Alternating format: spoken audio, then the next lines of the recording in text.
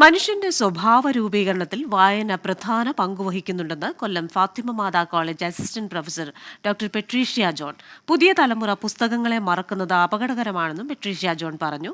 വായനാ ദിനത്തിന്റെ ഭാഗമായി ഇരവിപുരം സെയിന്റ് ജോൺസ് ഹൈസ്കൂളിൽ പുസ്തകക്കൂട് സ്ഥാപിച്ചു.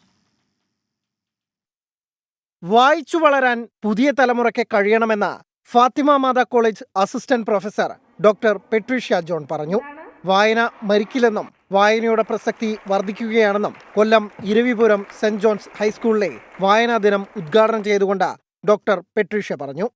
വായനയിലൂടെ ഒരു വ്യക്തി നല്ലതാകാനും പറ്റും, അതുപോലെ തന്നെ മോശമാകാനും പറ്റും, അല്ലേ?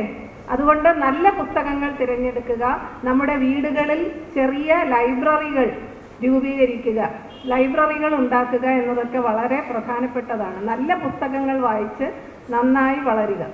വായനാ ദിനത്തോടനുബന്ധിച്ച് സ്കൂളിൽ പുസ്തകക്കൂടും സ്ഥാപിച്ചു.